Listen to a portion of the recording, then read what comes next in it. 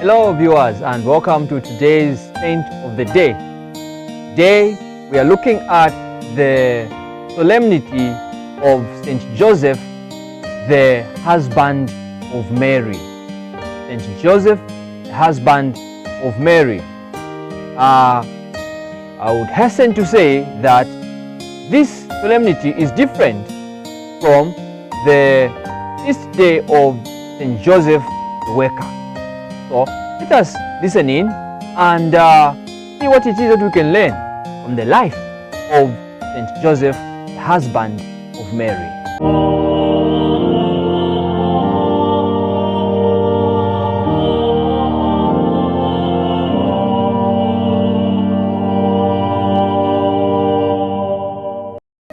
So Saint Joseph is the patron saint of the Universal Church, and also patron saint of fathers, and also patron saint of carpenters, and patron saint for those who would want to have a happy death. Now, much of what is known about the life of Saint Joseph, the husband of Mary, is what we find in the Gospels. And the Gospels do not tell us a lot of things, but they do tell us some of the most important things about the life of Saint Joseph. Now, the Father in heaven sent his Son into the world to be born of a virgin. The Father chose her, who was immaculate, through the Immaculate Conception, to bear his Son in her womb, bring him into the world, and raise him from infancy to adulthood. But the Father also needed to choose a foster father for his divine Son. Of all the men in Israel that he could have chosen, he chose Joseph of Nazareth, a carpenter. Today's solemnity not only honors him, but also points us to his marital union with the Blessed Virgin Mary, and to the effect that marriage had not only upon him and Mary and Jesus, but also upon us as members of the body of Christ. Now, Joseph was likely born in the town of Bethlehem, where Jesus was also born. But he moved to Nazareth, Mary and Jesus, after returning from Egypt, in order to keep Jesus safe from Archelaus, the ruler of Judea. Though there are a number of writings about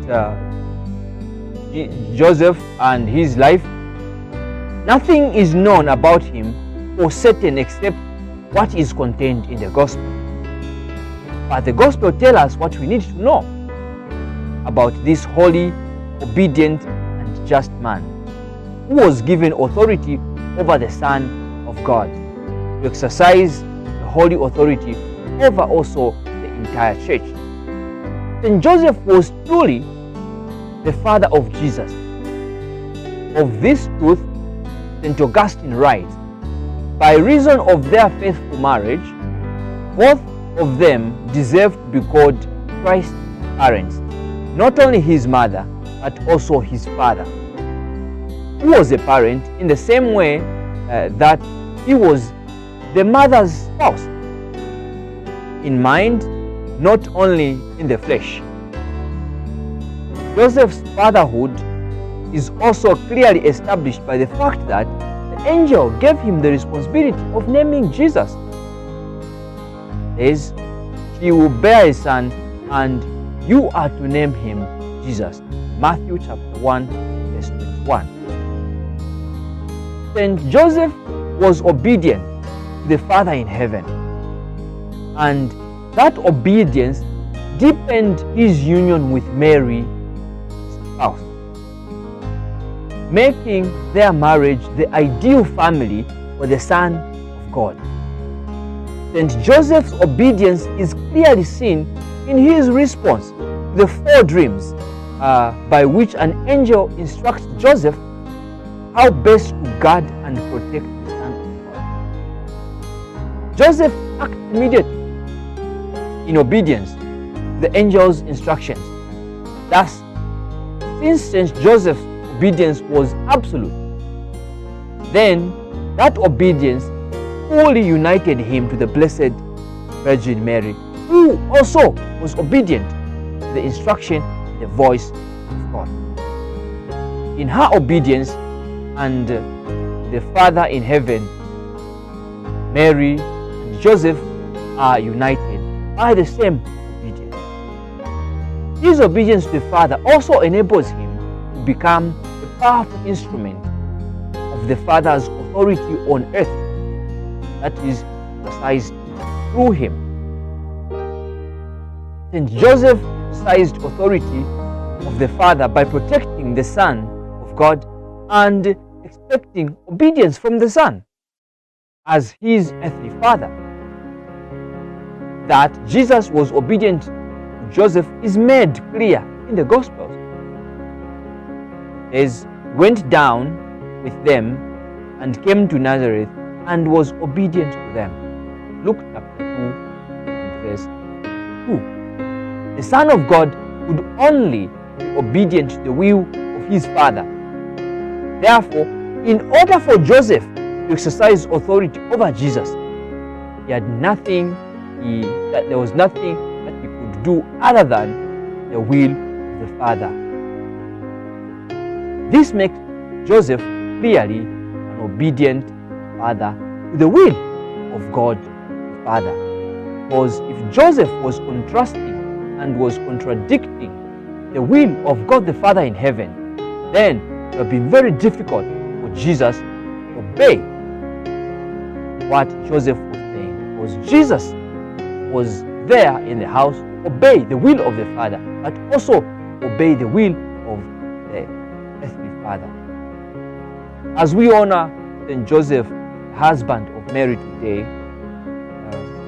we ponder on the effect of that unique marital bond between Joseph and Mary and the union they have.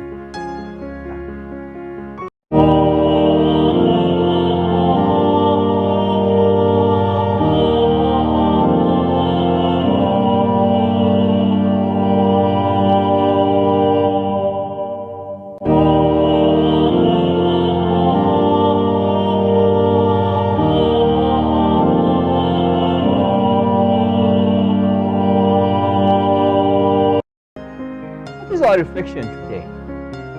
Today, clearly, and as has been stated in the life that we have read about Saint Joseph, it is clear that it is pointing us, just as the feast solemnity rather suggests, that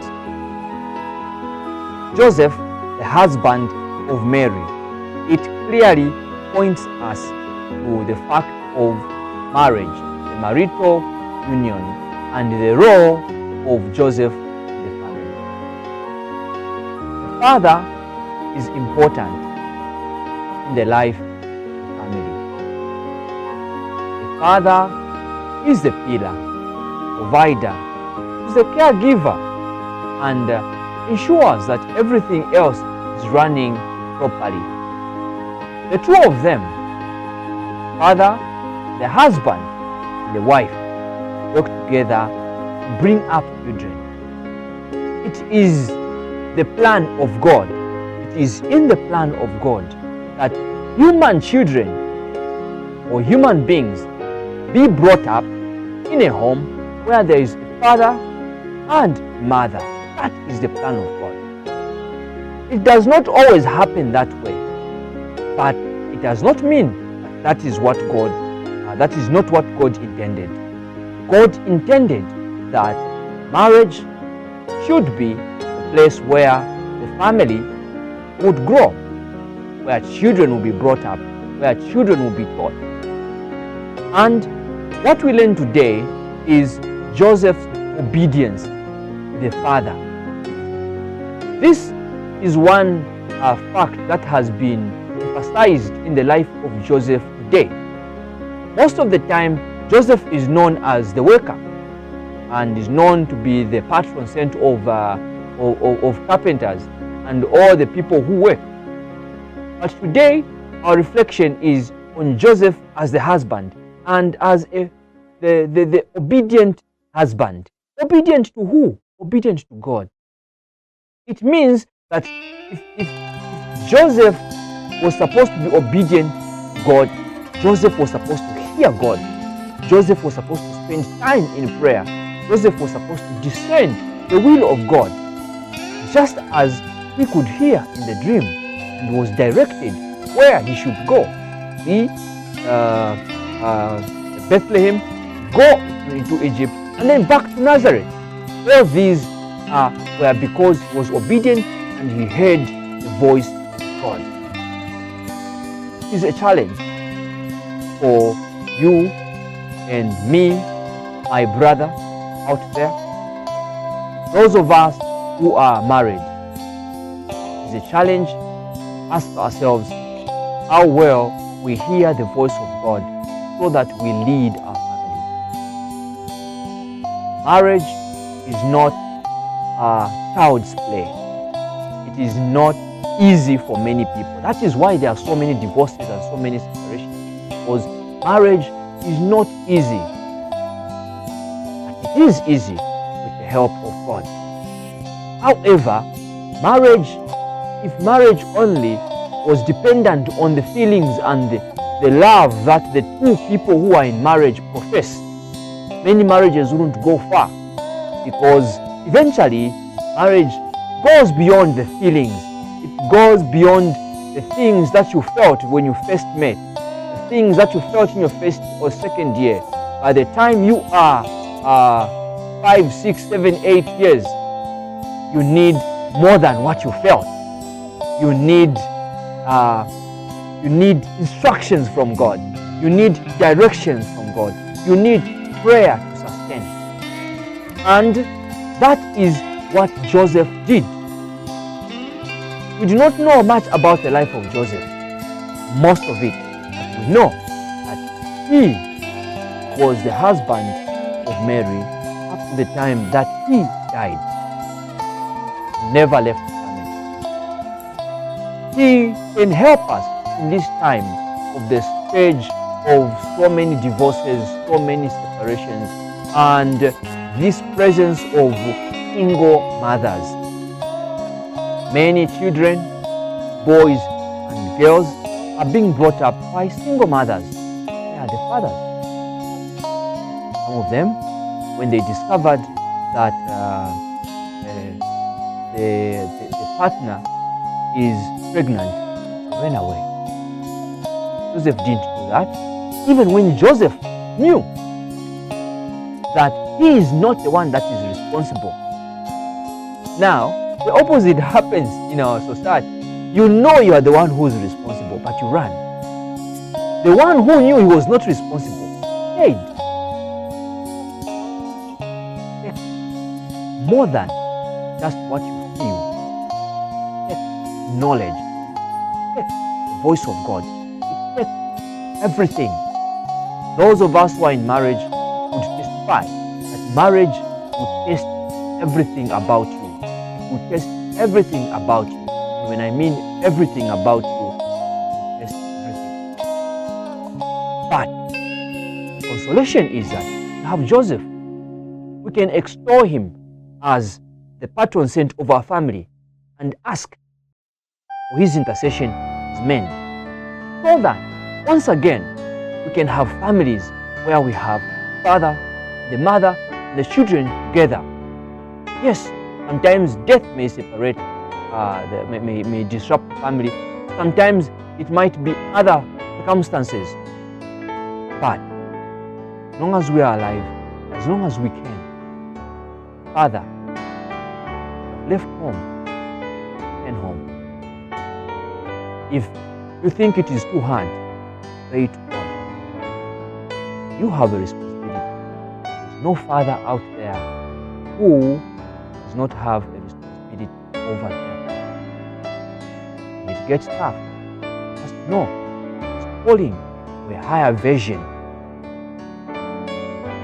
That is what we can learn from life.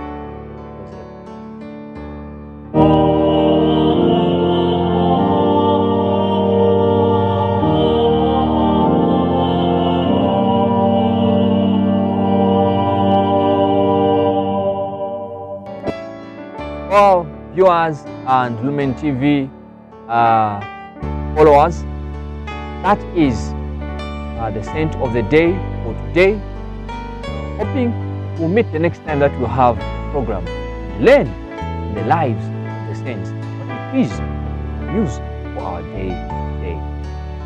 So, it is a good day and God bless.